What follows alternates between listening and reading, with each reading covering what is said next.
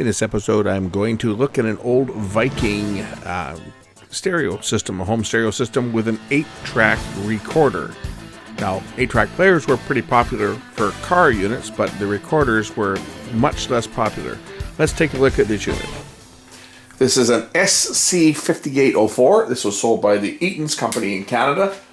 It's an AM/FM stereo receiver with a tape deck. And not just any tape deck, an 8-track tape deck. Now, some of you might know what an 8-track tape cartridge is. It's was a pre-recorded format that was out prior to cassettes, and it's a big continuous loop that uses 4 programs. This one here has the ability to record blank 8-track tapes. And the goal of this video is to get this thing working, and then we'll find an 8-track tape and see if we can record one. This goes back to late 60s, early 70s vintage, I would guess. I remember that my dad had in his 1969 Mercedes, he put a Krakow 8-track cassette or 8-track cartridge player. Don't call them cassettes. 8-track was first developed from the either it came from, or the cart machine for broadcast came from 8-track, but they worked off a very similar principle. They used a continuous loop tape that pulled from the middle of the tape and just and then wound up on the outside, and it was spliced in a continuous loop with a metallic splice that would trigger a solenoid that would physically move the head through 4 programs. And they called it an 8-track because there was 8 separate tracks, 2 tracks for stereo. So there was 4 programs of stereo. So a 10-minute loop of tape would give you 40 minutes, and you didn't have to rewind it. You couldn't rewind it. You can go one way, fast forward. And it was a kind of a hokey format. The tape operated at 3 3/4 IPS, and this was kind of a stopgap because at the time, cassette tape was not high fidelity. The compact cassette, which was also developed in the 1960s, was basically a voice quality recording only. It wasn't good enough for music. That didn't happen until the mid-70s, when they split the tracks on a cassette from a 2-track to a 4-track and made it stereo. And then we had systems such as Dolby noise reduction and so forth came along, which improved the sound of cassettes and basically signed the death warrant for 8-track. Let's get this puppy open and take a look at it. And then I'm going to see if I can get this thing working. Now, this was made in Japan by the General Denshi. What does it say here?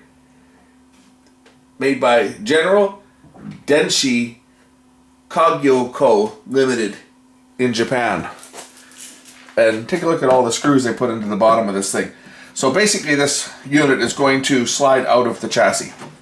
So I'm going to remove all the screws, and the front is going to pull out. I'm going to be really careful with this knob up here because it's been broken before and it's been glued. So I don't want to break that shaft. So I wonder how many guys of you are disappointed to see that there's really was not a lot in that great big box. It's actually mostly air. We have a power transformer. We have a front end for the tuner. We have an IF board for your AM and FM IF with a stereo decoder. I would guess that this is going to be a preamp over here.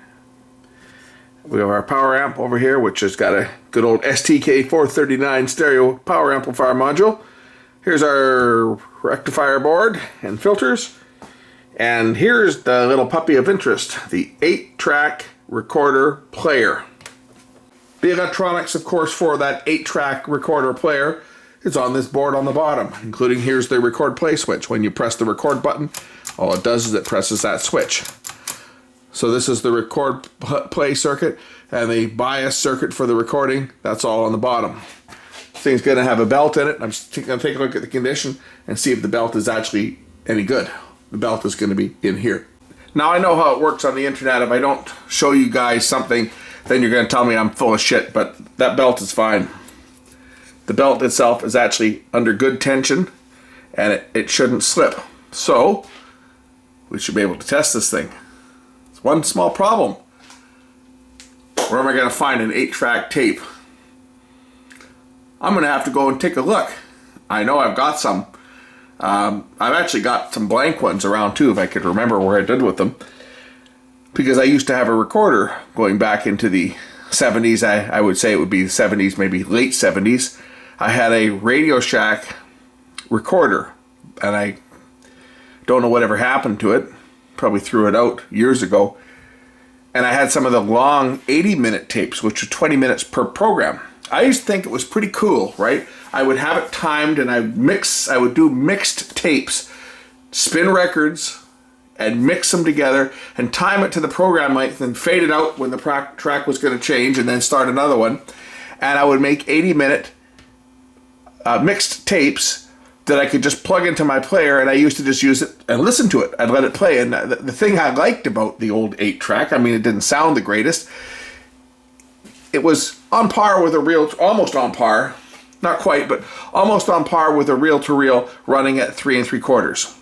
But the neat thing about it was, well, you could let it play all day, and it would just keep playing over and over again. It was happy to keep playing, no rewinding, no flipping the tape over at the end of a side like a cassette. So I used to use the thing just to listen to music, and I used it a lot, and I wore out a lot of tapes with the thing. I probably wore that recorder player out. I used it so much. Anyway, I'm gonna go see if I can find some tapes. Okay, I've got this thing hooked up, and let's just see if it will make any noise. Got power to it. Well, I don't power to it yet, but I will in a minute. Just make sure everything is set where it's supposed to be set. And speakers A. Okay, do we get any sound here? Muting off.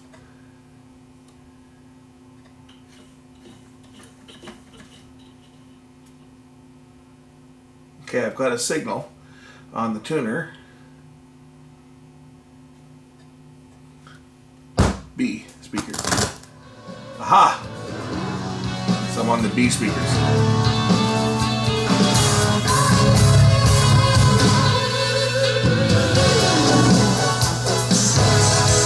Here's the hum that I don't do.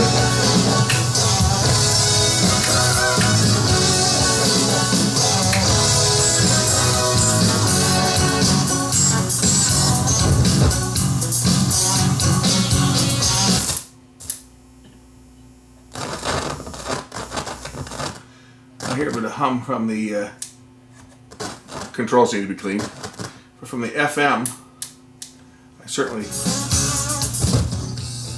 In which First Nations, Indigenous people were living. Do you think that after all that was said and done, after everything that Mr. Banks did he see progress through his efforts? He did, and I talked to him. AM.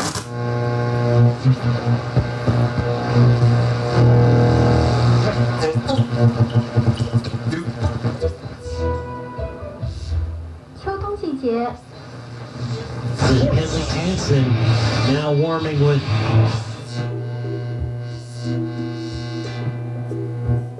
That's my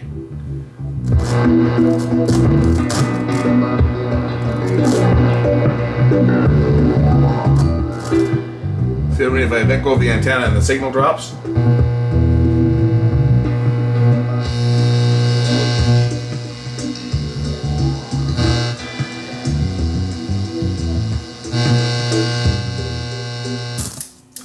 FM.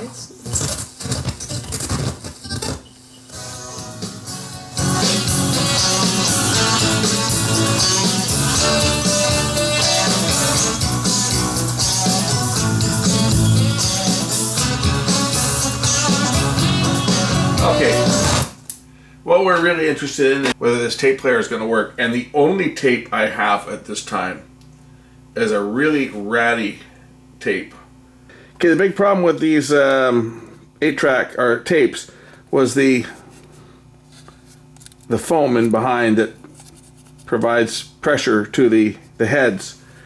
It deteriorates and has to be replaced.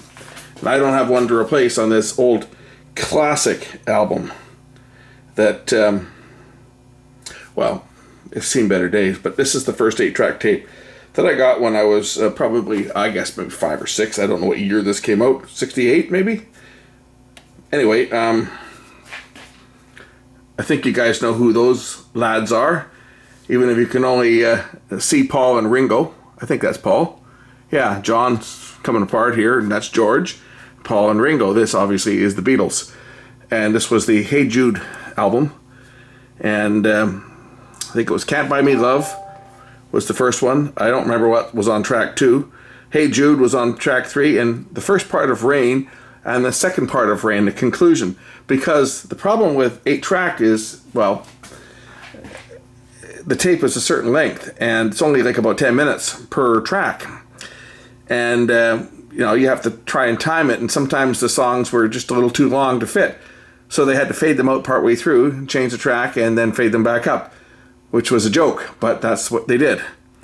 I'm interested to see whether this thing will actually even play. I'm going to go and find myself a 8-track tape in better shape to really test this thing, because the newer 8-track cartridges didn't use these foam pads. They actually had little brass springs or little copper springs with actual felt pads on them that didn't deteriorate like these foams. But let's just see whether this thing even powers up. No, it's moving.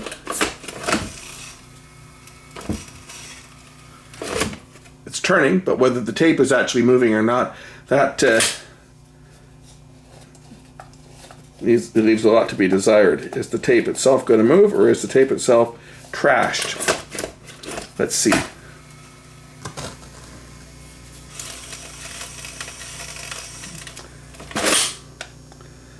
It doesn't sound good.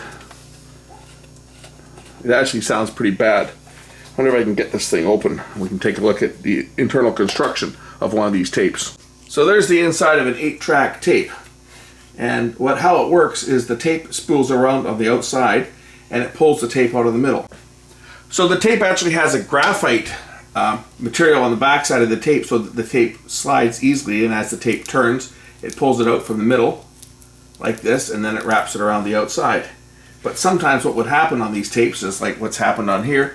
They would get jammed up, and then you'd have to take them apart and try and fix it by, well, sometimes you get lucky, sometimes you didn't. But you had to make sure that there was no, sometimes the tape would pull out and you'd get a loop in it. So what we have to do is we have to try and straighten this thing out. So I'm going to lift this tape out that's in bad shape here, and we're going to try and thread it back on to the spool and get any kinks out of it, which is quite often easier said than done. So I'm just going to turn the tape here slightly as I get the tangled portion out of the center of the hub here.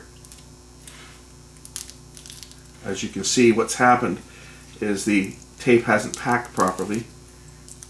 So we're just going to pull the tape out and allow it to spool around the outside.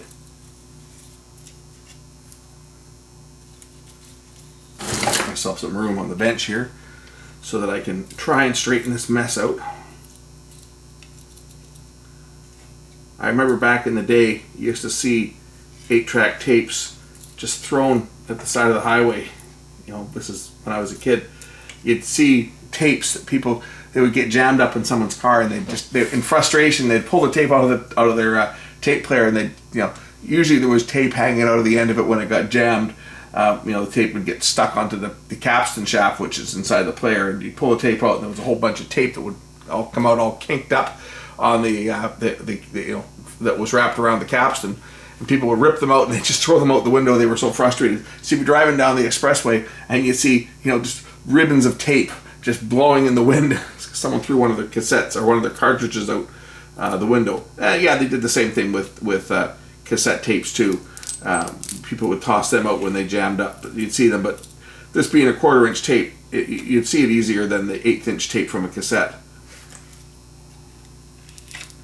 So basically, the idea behind this is because the spool is larger on the outside, then obviously it's going to apply some tension, and as the tape comes off here, it is going to self-tension and take the slack up, because the outside of the tape hub is, or the tape spool, I should say, the outside of the winding is larger than the tape coming off the middle of the spindle, and therefore it's going to take the tape up faster.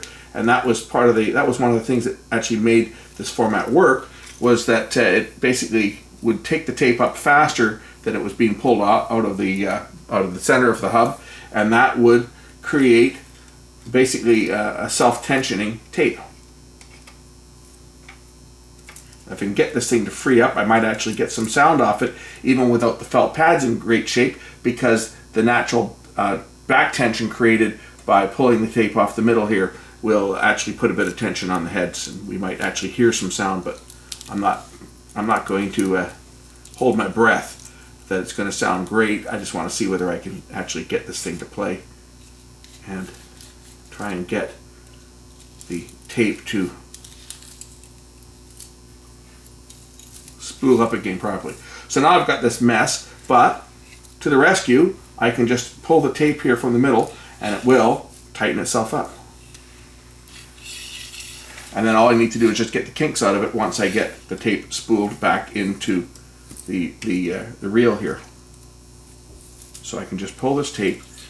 See, those of us that were creative, when our tapes jammed up, we would take them apart and fix them.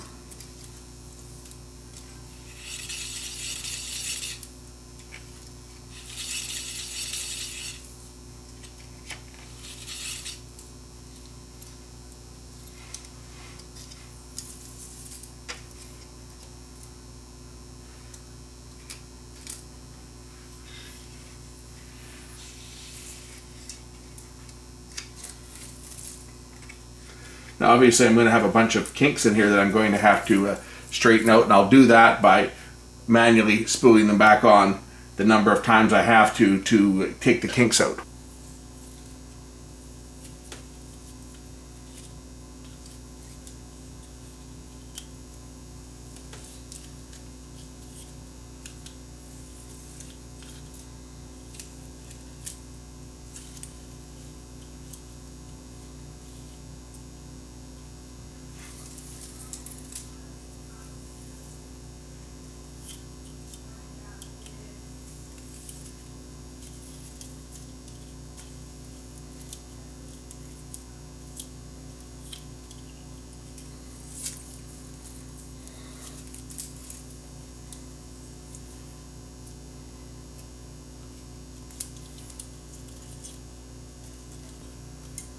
Getting there.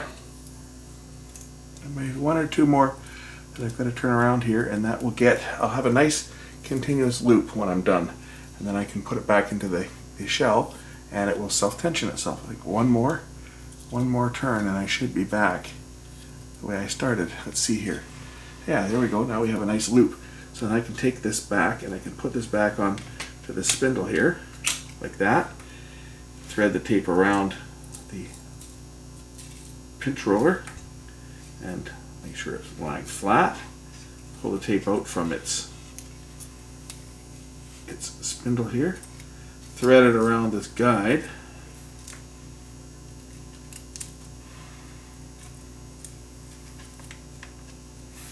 And now, if I pull the tape out, it will self-tension itself, as you will see. If I do this, it's going to take the tape up faster than it's coming off the spool from the middle, and this will remove the slack slowly, but it will remove it, and the tape will now run freely, and then I can put the cassette back together and we'll try it. The cartridge, I keep calling it a cassette, but it's actually a cartridge, And this is very much like the cart machines that were used by broadcasters. The broadcast cart machine was identical to this, except it had a hole in here, in the bottom here, where the pinch roller assembly was actually part of the cart machine. So when you put the cart in, the pinch roller would actually flip up. So they had a big cutout. In fact, you can see this section here. This is what was cut out of a cart machine. So the 8-track tape was a direct descendant of the broadcast cart machine. I think I don't remember the date that the 8-track came out and when the cart machine came out, but I think the cart machine was out ahead of the 8-track as opposed to vice versa. And this was just adapted from the broadcast cart. But there you go. That's how the tape now runs, you see. Continuous loop. Now I can put the shell back together, which is kind of broken because I had it glued from the last time I fixed this, but we'll just stick this back on here and we'll put this thing in this machine and see if this thing will actually produce any sound. The moment of truth.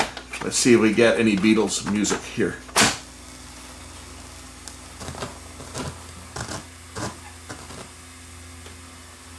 Well, I don't, oh, wait a minute. It's in fast forward mode. That would explain why I'm not hearing any sound. Ha ha ha, there we go. Oh, we're hearing 2 tracks at the same time. Auto stop, let's turn that on.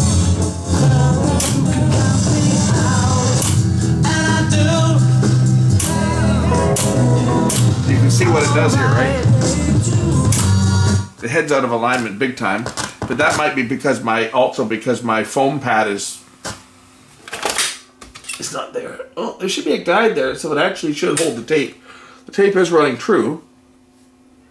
It's just there's no tension on it. But I think the head is out of alignment. Oh, that's working. Can't you see? Can't you see?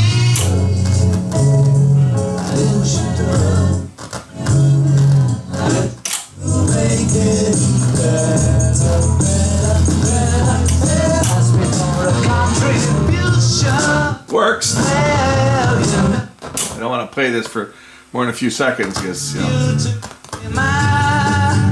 Okay, fast forward really speeds it up.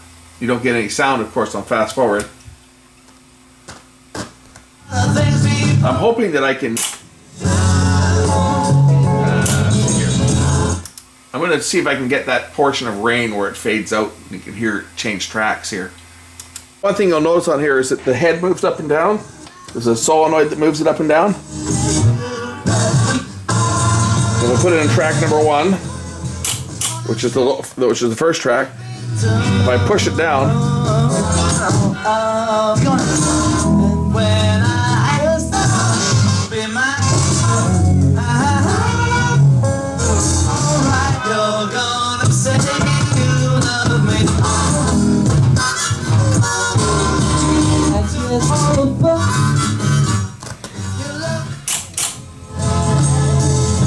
how we track this is there's an adjustment here to adjust the actual vertical tracking. So if I'm off the track a bit, I can adjust this, and this will bring the head up a bit.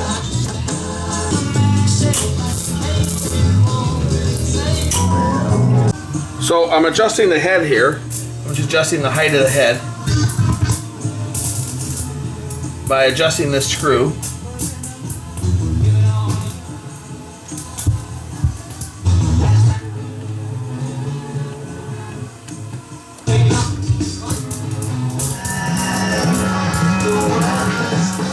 Okay, watch, there'll be a metal splice. You're gonna see it. All right. Rolls through here. There, and that tripped it to the next track. And now the song will continue. After it faded out, I'm getting some crackling and snapping, crackling and popping on this thing here. Probably the switch and stuff, but then the song will fade up again. That was one of the most annoying things with 8-track, is that you'd have a fade out for several seconds and then the track would flip and then it would fade up again. That was one of the biggest annoyances of 8-track tapes. But it's all we really had for high quality sound in the car back in the day. And those of us that had a recorder, well, we could record our own, and with a stopwatch and a calculator, you could get quite creative if you knew you had exactly 11 minutes and 12 seconds per track, for example, on a 40-minute tape, or 21 minutes and 15 seconds on a 80-minute tape per track. And we can figure that out by just timing it. That's what I would do, is I would time every tape as a blank to see how long it was, and then I could figure out how many seconds I had, add up my music by the seconds, and basically program my tracks so that I could fit as many songs as I could and have it fade out just before, have the last song fade just before the track, and then I could actually cue them up pretty good and only maybe have 5 seconds before the track went. Now, I remember I was talking about the felt pads in here that are worn out, and you know how they're going to affect the sound, but you know what? They're not really affecting the sound much, because the inherent tension of that spool of tape and the fact that it's also pressing up against this is the selector, this is what reads the metallic splice that trips the solenoid, which then flips the little lever here into the cam here, or into this little, it's like a little cam. It flips this in, and this is what kicks, right? This kicks in as it's spinning, and then this kicks this little notch, which then, as you can see, flips mechanically the head to the next track. And that's how it works. As the capstan shaft is spinning, there's a small solenoid, which when I can turn the motor on by pushing this little switch over here, and I can simulate it by just putting a screwdriver across here, and you'll see what happens. See? And you get a kick, by the way, doing that. The solenoid is not very forgiving when the field collapses and get a shock, but which I incidentally just did because my hand was resting on the metal and I got a little jolt there. You probably saw the sparks, but I'll not touch the screwdriver this time. As you can see, that does the same thing as pressing the program button on the front of the machine. And you can see what it does. It moves the head up and down. If we position the camera so that you can actually see the head from the front. Okay, if I flip open the door so you can see the head inside there, and I turn it on by pressing the little switch here, and then if I press the program button, you'll see the head move. There's track 2, track 3, track 4, and then back to 1. And you see the 2 heads on there. That's how an 8-track tape mechanism works. Anyway, we know this thing plays, and I really am interested to see if this thing will record. And I know that there's a local thrift shop, which I quite frequently visit to find vinyl, and I know that they also sell pre-recorded 8-track tapes. I think I'm going to make a trip to that thrift shop and pick myself up a couple of 99-cent tapes, and I'll give them a listen, and if the stuff's any good on them, I might even archive it to another format. But I'm basically just looking for an 8-track tape that I can bulk erase and see how this thing records, because what good is this thing if it doesn't record?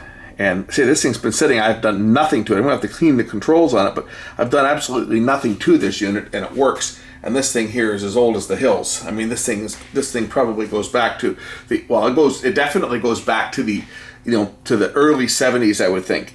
We can probably find the vintage of it if we look up when they made the STK439, because that'll be a dead giveaway. You know, this was in the IC era, so it might not be early 70s. This might be late 70s, but it's an old piece. It's at least 40 years old, if not older. Again, I don't know the exact vintage of this thing, but this piece, it would be late. I'm thinking late 70s. Late 70s. Well, my best laid plans are put to rest because I went into the second-hand store where I buy my used vinyl, and the last time I was in there, they had about a dozen 8-track tapes. I went in there. That was today's Wednesday. I went in there on Friday. They had about a dozen. That's what gave me the idea to service this thing. I went in there today to try and score a couple of cheap 8-track tapes to use as blanks, and they're all sold. So I won't be able to do a recording demo on this just yet until I find a blank. But we'll clean all the switches and controls on this unit, get this unit ready to go back together, and then when I'm able to source a blank tape, or one that I'm willing to record on, which I'm not willing to record on the Beatles, then we'll do another one showing the process of recording an 8-track tape. I'm just going to clean the controls here, the switches and controls.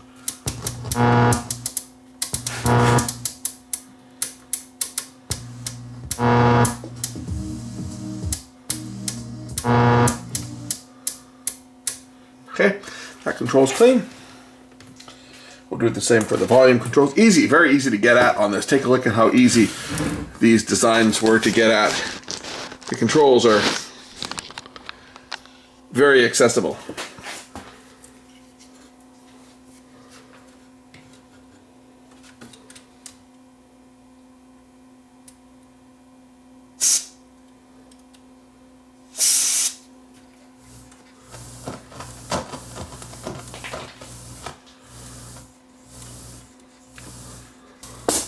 I have a feeling that's the record play switch. I've got this thing in pause, by the way. That's why it's not making any noise. But we'll clean that switch on the bottom here. There's a record play switch right here, and we'll just give this thing a shot of cleaner and work it back and forth a few times.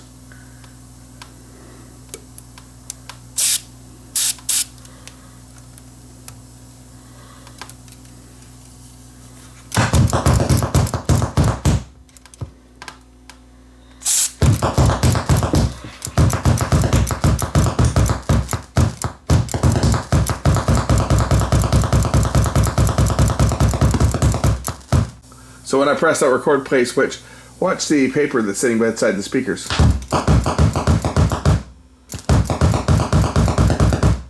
Like, look at the speaker grills. That thing's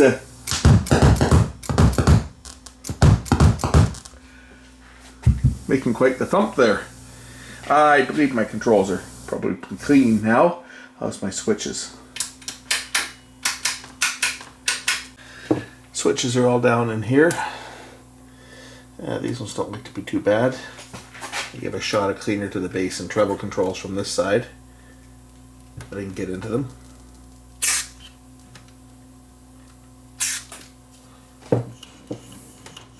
As I say, this has got a pause button on it, so you can pause it. All it does is shut off the motor, and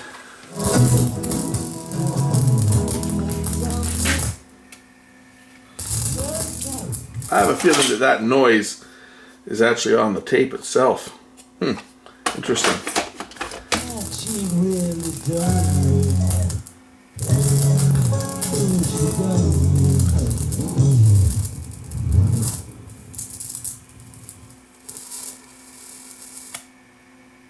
When I stop the tape from moving, that static goes away. So I have a feeling that this tape has been damaged, maybe by my other recorder, because all those clicks sound like they're on the tape.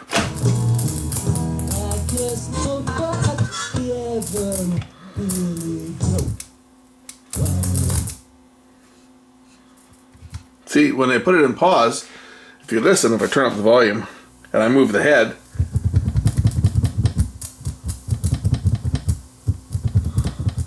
we're hearing the magnetic information on the other tracks as I move the head back and forth. Those clicks that you hear, they're on the tape.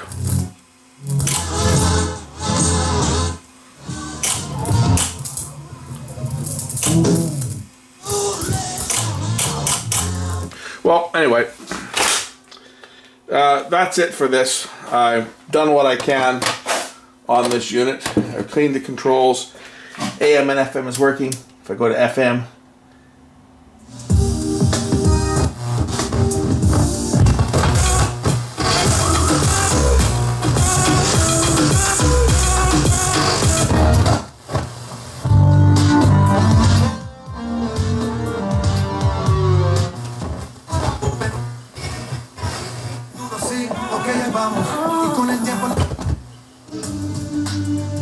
So AM and FM's working. The unit itself is working, which is amazing. And even the 8-track is working as far as playing back goes. Again, I will certainly be on the lookout for a tape that I can record on. And once I find a tape that I can record on, either a blank one or a pre-recorded tape that's in better shape than this one, then we'll make another video showing how to make a recording on an 8-track. Till then, thanks for watching.